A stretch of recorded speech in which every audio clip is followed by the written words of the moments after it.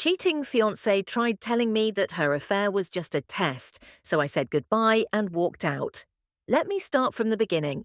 Here yesterday, I met my fiancé at our wedding venue for our 4-month out meeting to finalise details. We drove to the venue separately because she was leaving straight from work towards the end of the meeting. She let me know her friend was dropping off her rental car and needed a ride home and asked if it would be okay.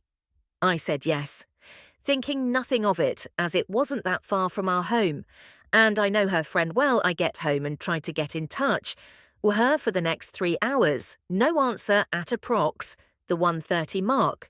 I texted her friend and asked if she had made it to her. Okay, I was very worried. My fiancé ends up coming home and says sorry it took longer than expected. She hung out with her friend for a bit before leaving. Okay, no biggie, just LMK. Next time, please. Her friend gets back to me a few minutes later and says, sorry, I couldn't make it to the venue. You didn't see your fiancé tonight. I asked her why she would say this, and she said she didn't know. She can't control what her friend says, and walked outside.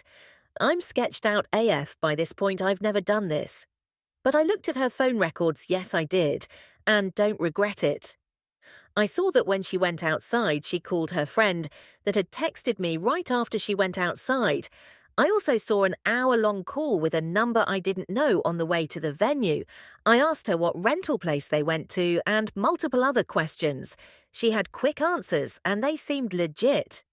I thought maybe I'm crazy here. I need to chill and sleep on it this morning. I asked her to please see the text from her friend asking her to pick her up, and I would apologize for questioning her the previous night.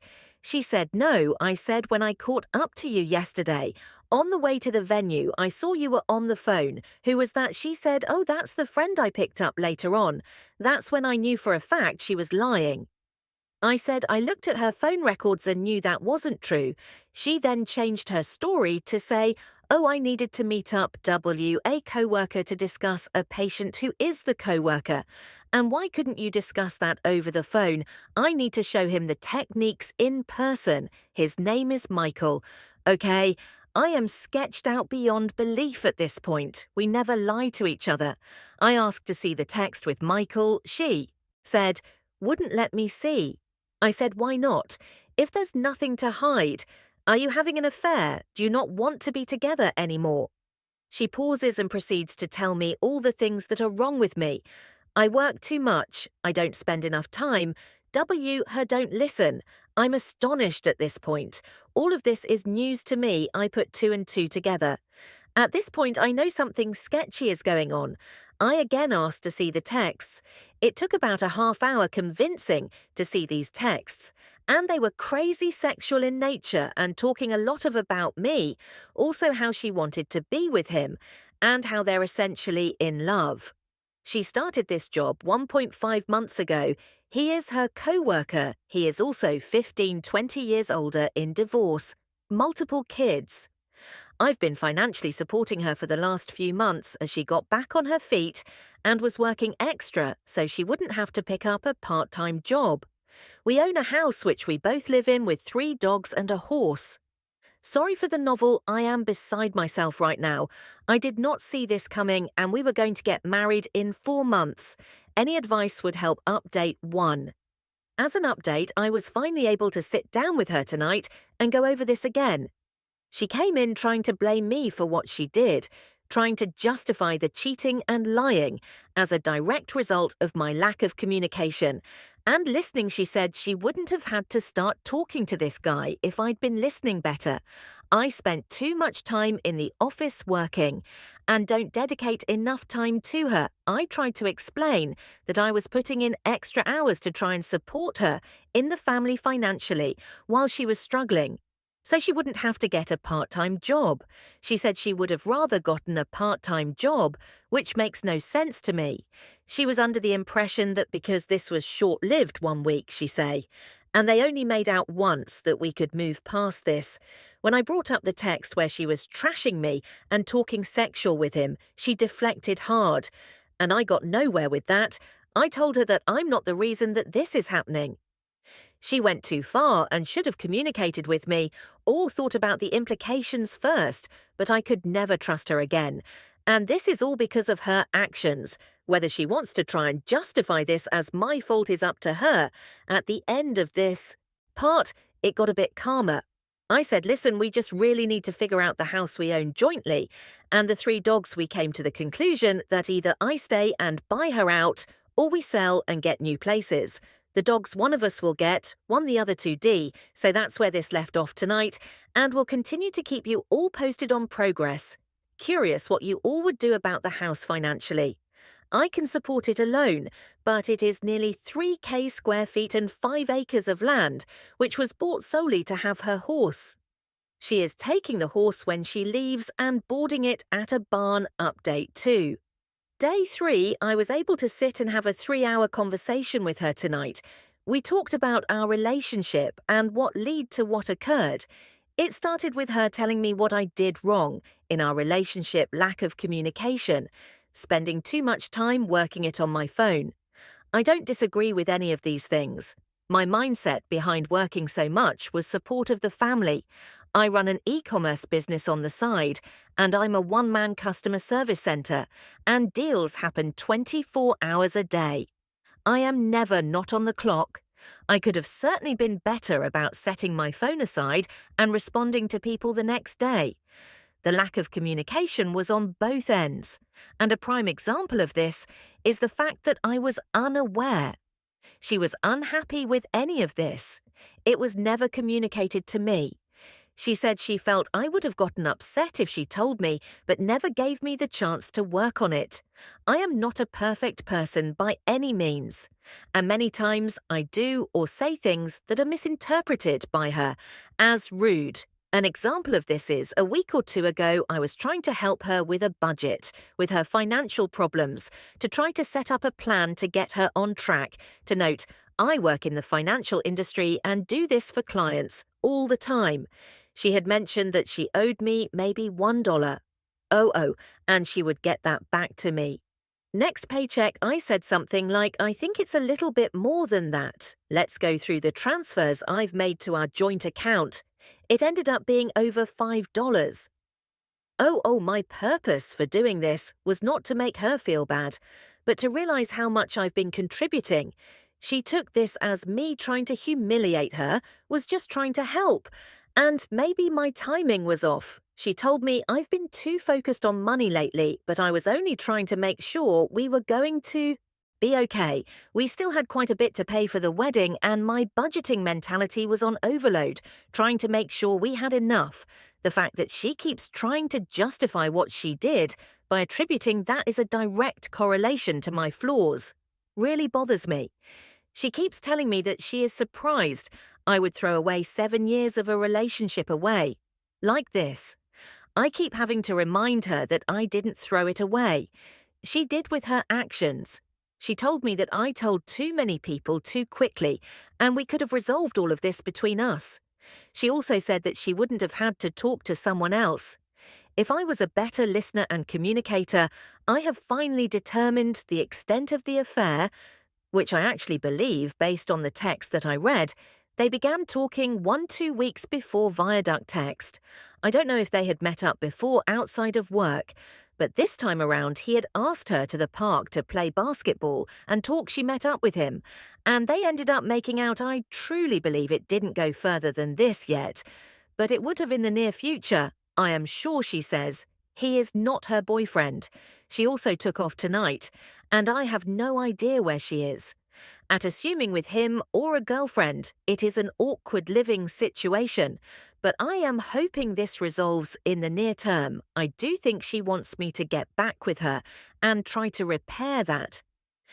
I think that the main issue was a lack of communication that manifested for a long time. We got into a routine, lived our boring, simple life, and meanwhile this problem was never discussed and grew over time. She acted out instead of talking to me and also lied to my face.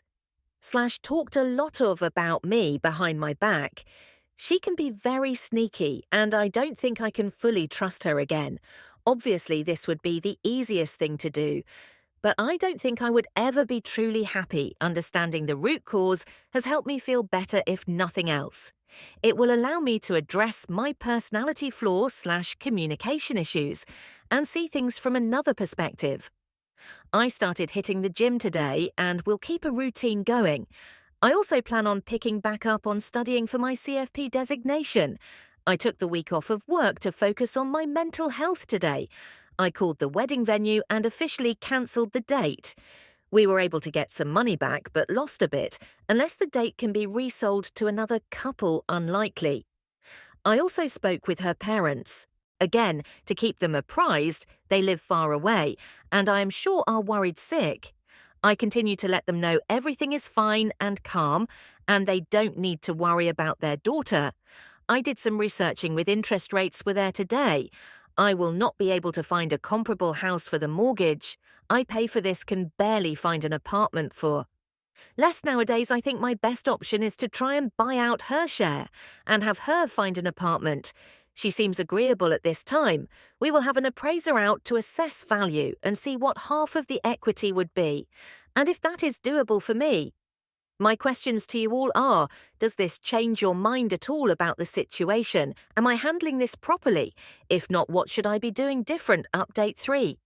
It's been nearly a month since this whole situation went down, and I owe you all an update. Has been a very busy, emotional and eventful month, so I am not going to lie.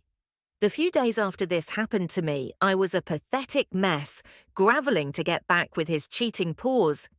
It's embarrassing to admit, but it happened, and it was all part of the process of moving on. While in this vulnerable state, I tried everything I could to do things right, make things better, but nothing worked. I was actually told that she had to make a decision, me or him, and she did the right thing, choosing him. I think that's when I woke up and realised I'd let my self-worth go down the drain, and I needed to take a step back and really focus on me and what was best for me. It is hard, after 7 years of doing everything for someone else, to focus on your own needs. But that's exactly what I've been doing since I moved our joint savings accounts to my individual checking account. I did the math of what was owed to me and transferred half of the balance back to the joint account for her to take. I've been working out every day since this happened. It makes me feel good to not only improve how I look, but helps me continue to think clearly. I've gone suit shopping for a massage out with friends and family. Not only was this relationship isolating of my friends and family, which should have been a huge red flag, but I never did anything for myself. Buying clothes is just not something I would do. I was always worried about providing for my sick, other and animals. I've been seeing a therapist for the first time in my life. On a weekly basis, it helps me talk things out in my decision-making. It is something I will probably continue to do after the situation resolves, just to continue to improve myself now for the bigger items. I am still living in the house with the ex. She is sleeping in the guest bedroom. And we are at a point where the only communication is, did you feed the dogs? I think she is a terrible person, and no matter what I say, in her mind, this is my fault. To accuse someone of being a bad communicator and then using that as an excuse to then not communicate her feelings to me and cheat as her being a hypocrite. And an easy out in her delusional mind, I stopped bothering trying to reason with her because she is unreasonable. I've been keeping the ball rolling with listing the house for sale. I contacted an agent. Had them Common was happy with a proposed sale price. She then requests that I contact 2 other agents and get their opinions, one of which was recommended by her friend. Yes, I made all the calls, set up all the appointments and met with these people. This is how the relationship always was. And even though it's not fair, I've been willing to do it all to get the hell out of here. After meeting with all 3, we ended up going with the first agent. Pictures were taken on Sunday, and the house was listed for sale. Sunday night, open house, next Saturday. Already getting a lot of attention on the recites. She will be taking the horse to a barn somewhere. TBD. I had a conversation about the dogs and offered to take one or none. She said she would take all 3 of them to keep them together. They are a happy bunch and I don't want to fight over taking one if that will break them up. It also selfishly allows me to pursue a clean start. Unexpectedly, I met someone about a week ago that I've been spending quite a bit of time with. I have no false expectations here, but I'm enjoying hanging out with her. She's been through a similar situation in the past and has been helping me through this. It's really eye-opening speaking with a kind, thoughtful, and independent woman. It makes me realize what a narcissist my ex was: completely self-centered, dependent, and manipulative. I should have listened to the warnings from family and friends long ago. I definitely fell into the trap of being in a simple routine. I wasn't enjoying life. It was just an easy situation to be in: nice house, lots of land, great animals, didn't want to rock the boat. So I just continued on. You don't really realize this until you take a step back and truly reflect. Some might say it was wasted time, but I'm really using this as a learning experience. I will not ignore red flags in the future. I will not fall into the simplicity trap. I will continue to maintain relationships with friends and family. I just want to end this with a huge shout out to everyone on here that commented on my original post. I posted on Reddit because I had no idea what to do. Those of you that took the time to try and help a complete stranger on Reddit are amazing. I read every single comment, and they all helped me get to where I am now. I'm looking forward to the next chapter in my life wherever it takes me. Thank you all. Truly update 4. Hello all, it's been quite some time since I've posted an update on this situation. It's wild to think that all of this happened more than 4 months ago now. With time, this has gotten so much better.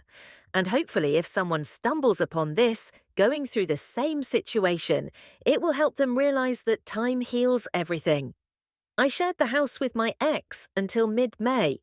It was painful being there with her and the dogs, knowing that my life as I knew it had ended. We were roommates who didn't like each other. I tried to avoid her arse much as I could, but it was impossible. We stayed in different bedrooms, but the dogs were allowed to roam, to and from at night, doors open. After the first few weeks, she stopped sleeping out. And it didn't happen almost at all for the remainder of the time. At the old house, the constant texting and phone calls, however, did not.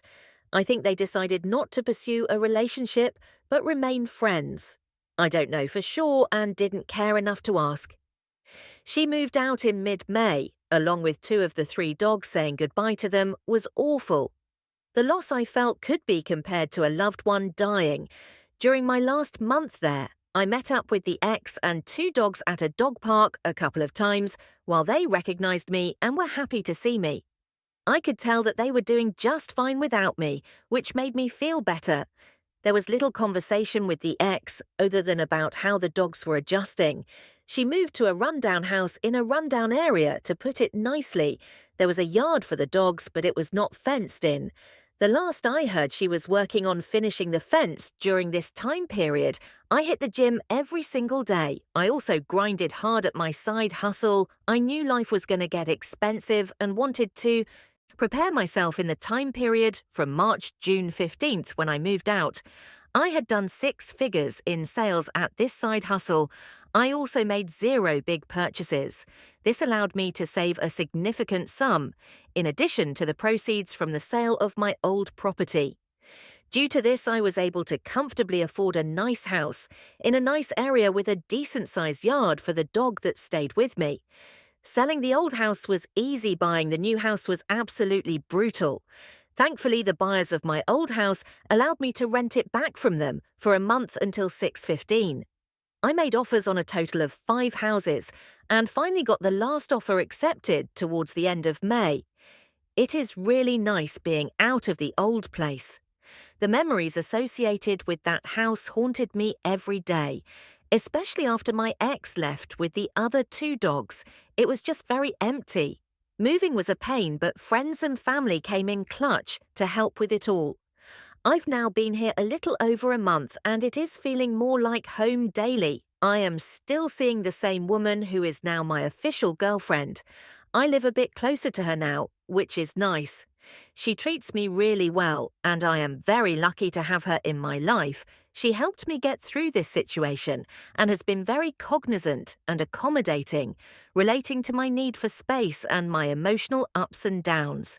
I've never been with someone who communicates so well, and it is making me a better communicator myself. My emotional intelligence has also grown significantly. Overall, life is good. While this was one of the hardest things I've had to go through, I feel blessed that it happened. I was going to marry a completely self-centered, ungrateful boss. I was so comfortable with my daily routine and didn't want to disrupt my animals' lives or lose my house, so I was willing to put up with being miserable. I will continue working on myself and learning more about my own wants and needs. I will also continue to provide my dog with the best life possible. I do think about my ex regularly, lots of flashbacks of good and bad memories. My new therapist has been extremely helpful, helping me realize that I probably won't ever get the apology from her that I want. She's just too proud to admit what she did was wrong. Communication with my ex has been very limited. I don't plan on seeing her or the other two dogs again. I've accepted. That is what is best for everyone. If I missed anything you have questions about, please feel free to post a comment, and I'll be happy to answer. This situation is